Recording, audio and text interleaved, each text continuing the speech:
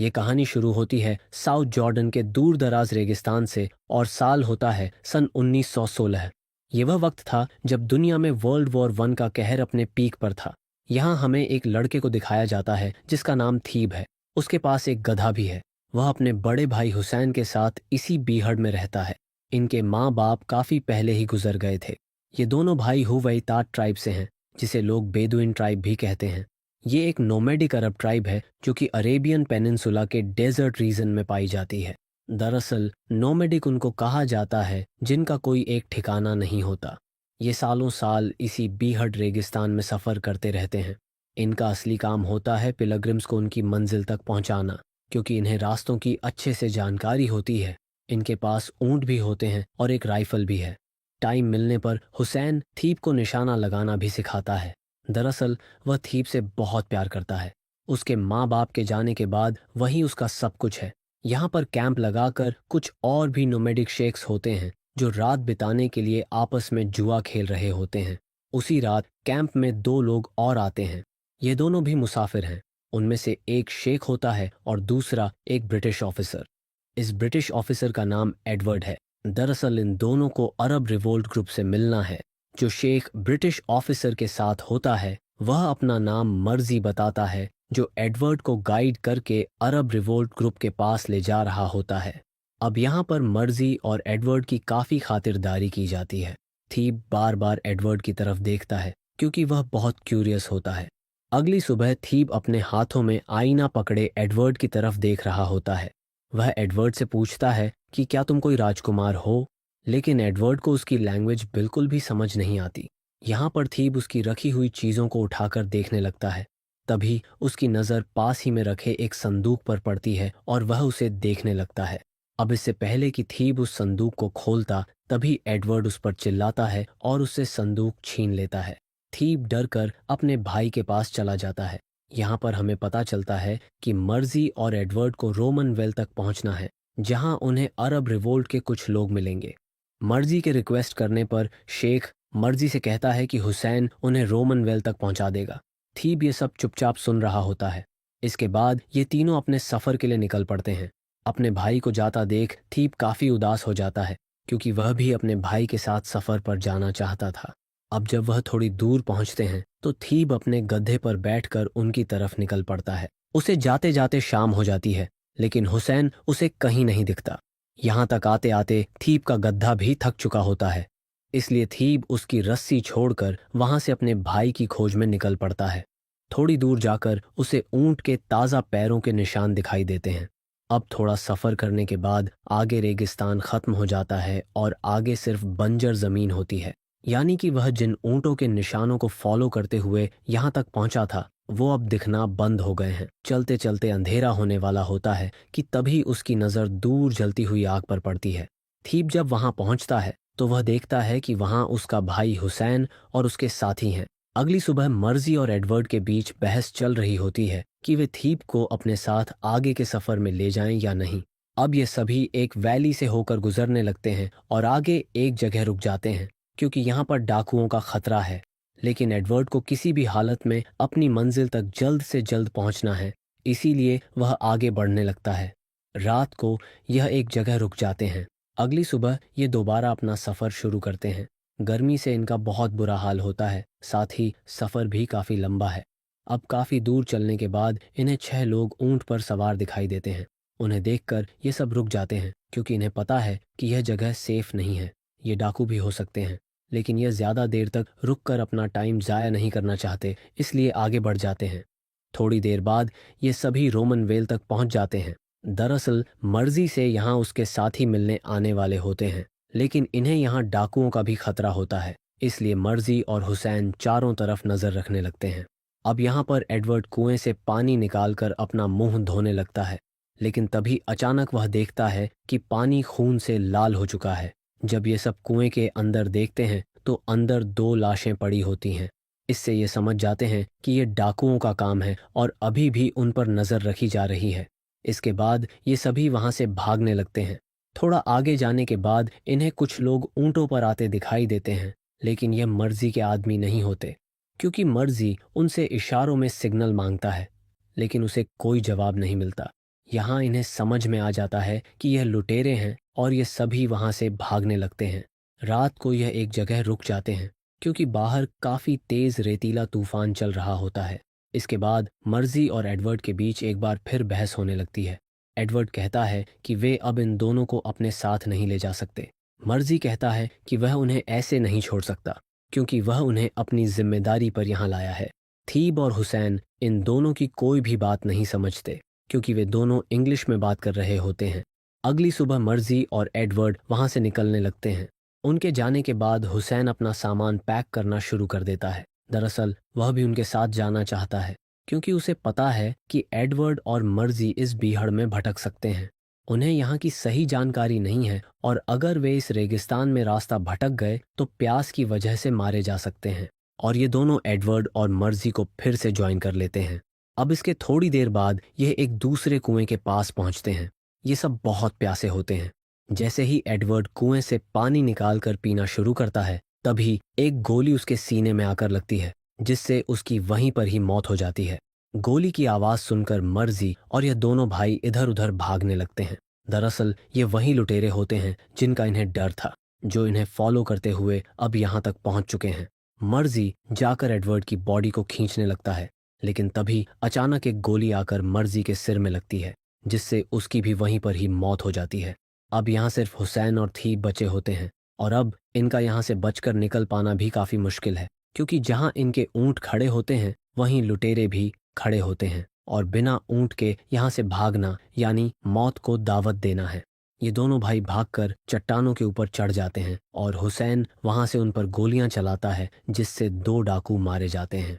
धीरे धीरे शाम हो जाती है और देखते ही देखते पूरी वैली में घना अंधेरा छा जाता है। उन लुटेरों की आवाज़ इन्हें ऊपर तक सुनाई दे रही होती है। रात को हुसैन थीब से कहता है कि अगर उसे कुछ हो जाता है तो वह चट्टानों के ऊपर चला जाए और ख़तरा टलने के बाद कुएं के पास इंतज़ार करे। वहाँ कोई न कोई मुसाफिर उसकी मदद के लिए ज़रूर आएगा।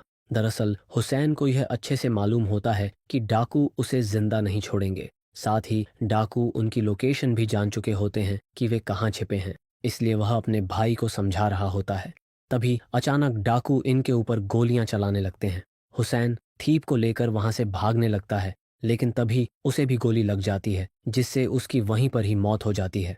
अब थीब वहां से भागने लगता है और अंधेरा होने की वजह से उसे कुएं का पता नहीं चलता और वह उसी कुएं में गिर जाता है। लेकिन वह कुएं की रस्सी पकड़ लेता है और उसके सहारे लटक जाता है। एक डाकू ने उसे देख लिया होता है और वह कुएं के अंदर कई गोलियां चलाता है लेकिन पत्थर की आड़ की वजह से थीप को गोली नहीं लगती। इसलिए वे उस कुएं की रस्सी काट देते हैं ताकि अगर वह जिंदा बच भी जाए तो बाहर न निकल पाए। थीप किसी तरह चट्टान के सहारे कुएं में लटका रहता है। कुछ ही देर में सुबह हो जाती है। अब थीप कुएं से निकलने की कोशिश करता है और चट्टान के सहारे किसी तरह ऊपर आ जाता है और थककर वहीं लेट जाता है। काफी देर बाद थीप को होश आता है और वह अपने भाई को ढूंढने लगता है लेकिन हुसैन की रात को ही मौत हो चुकी होती है। उसकी बॉडी उसे कुछ ही दूर पड़ी मिलती है। थीब अपने भाई की लाश को देखकर बहुत रोता है क्योंकि वह अपने भाई से बहुत प्यार करता था। वह अपने बड़े भाई के लिए यहाँ तक पहुँचा था लेकिन अब वह इस दुनिया में नहीं है। थीप काफी देर तक अपने भाई की लाश के पास लेटा रहता है और फिर उसे वहीं दफना देता है। वह एक बड़ा सा पत्थर लाकर उसकी कब्र पर रख देता है। थीप को वहीं बैठे बैठे शाम हो जाती है। उसे वैली में अलग अलग तरह की आवाज़ें सुनाई देने लगती हैं। दरअसल ये आवाज़ें वहाँ रहने वाले जानवरों की होती हैं जिससे थीप घबरा जाता है और एक चट्टान के ऊपर चढ़ जाता है। वह पूरी रात ऐसे ही डर के माहौल में गुजारता है। अगली सुबह जब थीप की आंख खुलती है तो वह नीचे आ जाता है। उसे बहुत ज्यादा प्यास लगी होती है लेकिन वह चाहकर भी पानी नहीं पी सकता क्योंकि लुटेरों ने कुएं की रस्सी काट दी थी। थोड़ी देर बाद उसकी नज़र सामने से आते हुए एक ऊंट पर पड़ती है। जब वह उस ऊंट के पास जाता है तो उस पर एक जख्मी आदमी होता है। यह आदमी कोई और नहीं बल्कि उन्हीं लुटेरों में से एक होता है। वह लुटेरा बेहोश होता है। थीप किसी तरह ऊंट को नीचे बैठाता है और उस लुटेरे को नीचे गिरा देता है। तभी थीप देखता है कि उसके पास एक रस्सी है जिसमें वाटर बैग भी लगा होता है। वह उस रस्सी से पानी निकालकर अपनी प्यास बुझाता है। लुटेरा अब भी बेहोश होता है। थीप यहाँ से ऊंट लेकर निकलना चाहता है लेकिन उसे ऊंट चलाना नहीं आता। वह काफी कोशिश करता है लेकिन ऊंट अपनी जगह से नहीं हिलता। इसके बाद थीप उस लुटेरे के सभी थैलों को चेक करता है, जिसमें उसे एडवर्ड का वही संदूक भी मिलता है जिसे लेकर वह पहले से क्यूरियस था। अब रात होने लगती है। थीप पत्थरों की मदद से आग जलाता है क्योंकि रेगिस्तान में रात को ठंड काफी बढ़ जाती है। अगली सुबह जब थीप की नींद खुलती है तो वह देखता है कि उस लुटेरे को होश आ गया है। वह उसी की तरफ देख रहा होता है। दरअसल यह लुटेरा काफी जख्मी होता है, जिस वजह से वह चल नहीं सकता। थीप जब उसके पास जाता है तो वह लुटेरा उससे पानी मांगता है। थीप उसे वाटर बैग से पानी देता है, लेकिन साथ ही वह डर भी रहा होता है कि कहीं यह लुटेरा उसके भाई की तरह उसकी भी जान न ले ले। असल में ये वही लुटेरा होता है जिसने रात को उसके भाई पर गोली चलाई थी, जिससे उसकी मौत हो गई। थीप उसकी गन छीनकर उसी पर पॉइंट कर देता है। थीप चाहता तो उसे वहीं मार सकता था, लेकिन वह ऐसा नहीं करता। वह लुटेरा उसे पकड़ने की कोशिश भी करता है, लेकिन थीप वहां से भाग जाता है और मदद के लिए आवाजें देने लगता है, लेकिन इस बंजर इलाके में कोई भी नहीं होता। थोड़ा सोचने के बाद थीप वापस वहीं लौट आता है। रात को वह लुटेरा घिसटते हुए उसके पास आता है। वह थीप को यकीन दिलाता है कि उसे डरने की जरूरत नहीं है, वह उसे कुछ नहीं करेगा। वह लुटेरा उसे अपना नाम हसन बताता है, लेकिन थीप को उस पर भरोसा नहीं होता, इसलिए वह उस पर गन पॉइंट करके रखता है। अगली सुबह जब थीप सो रहा होता है तो वह लुटेरा उससे बंदूक छीन लेता है, लेकिन वह उस पर गोली नहीं चलाता। इसके बाद थीप फिर से सो जाता है, यानी अब उसे इस लुटेरे पर थोड़ा भरोसा होने लगता है कि वह उसे नुकसान नहीं पहुंचाएगा। कुछ देर बाद थीप रोटी बनाता है, जिसमें से आधी रोटी वह उस लुटेरे को भी देता है। साथ ही वह उसे वार्निंग देता है कि वह उसे धोखा देने की कोशिश न करे। इसके बाद वह लुटेरा खंजर की मदद से अपने पैर में लगी गोली निकालने की कोशिश करता है, लेकिन वह सफल नहीं होता। इसीलिए वह थीप से मदद मांगता है। थीप किसी तरह उसके पैर से गोली निकाल देता है। वह थीप से कहता है कि खंजर को गर्म करके लाए। साथ ही वह उसे गन भी वापस दे देता है ताकि अगर कोई मुसीबत आए तो वह उसका सामना कर सके। इसके बाद वह गर्म खंजर को अपनी चोट पर लगाता है, जिससे वह दर्द के कारण फिर से बेहोश हो जाता है। थीप वहीं बैठकर उसके होश में आने का इंतजार करता है। कुछ देर बाद उसे होश आ जाता है। उसके पास एडवर्ड के सिगरेट और लाइटर भी होते हैं। यहाँ पर हमें पता चलता है कि उसके लुटेरे साथियों ने उसे धोखा दिया था। वे उसे जख्मी हालत में छोड़कर चले गए थे। अगले दिन यह अपने सफर पर निकलने की तैयारी करते हैं। थीप अपने भाई को आखिरी अलविदा कहता है। इसके बाद वह ऊंट पर उस लुटेरे हसन के साथ बैठकर अपने सफर पर निकल पड़ता है। चलते चलते रात हो जाती है। यहाँ रात के अंधेरे के बावजूद भी सब कुछ साफ दिखाई दे रहा होता है। ये दोनों पश्चिम की तरफ अपना सफर जारी रखते हैं। अगली सुबह ये खुद को ऑन्टोमन रेलवे के ट्रैक पर पाते हैं और उसी ट्रैक को फॉलो करते हुए रेलवे स्टेशन की तरफ बढ़ने लगते हैं। वह लुटेरा यानी हसन उसे बताता है कि यही रेलवे ट्रैक उनकी बर्बादी की वजह है, जिसे अंग्रेजों ने बनाया है। इस रेलवे का इस्तेमाल पिलग्रिम्स और ऑन्टोमन सोल्जर्स करते हैं। जो सफर पहले ऊंटों पर महीनों में तय किया जाता था, अब वह एक हफ्ते में पूरा हो सकता है। आगे उन्हें कुछ अरब रिवोल्यूशनरीज मिलते हैं जो ऑन्टोमन्स के खिलाफ लड़ रहे होते हैं। ये सभी एक ब्रिटिश ऑफिसर की तलाश कर रहे होते हैं, जिसके साथ मिलकर उन्होंने रेलवे स्टेशन पर अटैक का प्लान बनाया था। दरअसल वह ब्रिटिश ऑफिसर और कोई नहीं बल्कि एडवर्ड होता है, जिसकी अब मौत हो चुकी है। वे हसन से पूछते हैं कि वह कौन है। हसन उनसे झूठ बोलता है। वह कहता है कि वह एक गाइड है जो मक्का जाने वाले मुसाफिरों को सही रास्ता दिखाता है। वे उससे पूछते हैं कि मुसाफिर कौन है, तो वह बताता है कि उसके पीछे बैठा लड़का यानी थी भी मुसाफिर है। लेकिन वे उसे बताते हैं कि मक्का बिल्कुल उलटी दिशा में है, यानी वे गलत रास्ते पर जा रहे हैं। यहाँ पर उनके पास जो ब्रिटिश गन होती है उसे देखकर उन्हें शक हो जाता है। हसन उन्हें बताता है कि यह गन उसने इजिप्ट से खरीदी है, लेकिन वे उसकी बात पर भरोसा नहीं करते। वे इस बारे में थीप से पूछते हैं कि क्या उसने किसी ब्रिटिश ऑफिसर को आसपास देखा है, लेकिन थीप इस बात से साफ इनकार कर देता है। इसके बाद अरब रिवोल्ट ग्रुप के लोग अपने रास्ते चले जाते हैं। रात को यह दोनों एक जगह रुकते हैं।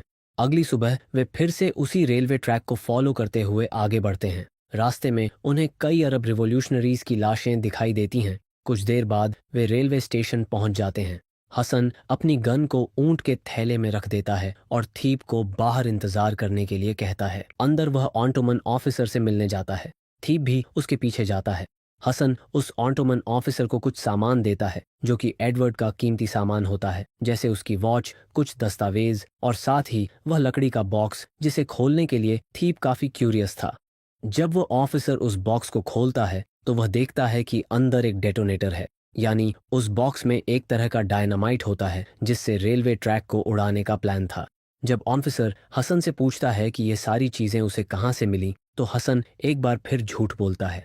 वह कहता है कि यह सब उसने इजिप्ट से खरीदा है। अब इस सामान के बदले वह ऑफिसर उसे चांदी के सिक्के देता है। वह ऑफिसर थीप को भी अपने पास बुलाता है और उसे एक चांदी का सिक्का देना चाहता है, लेकिन हसन उसे मना कर देता है और कहता है कि यह उसका बेटा है। यहाँ थीप को समझ में आ जाता है कि हसन कितना मक्कार और धोखेबाज इंसान है।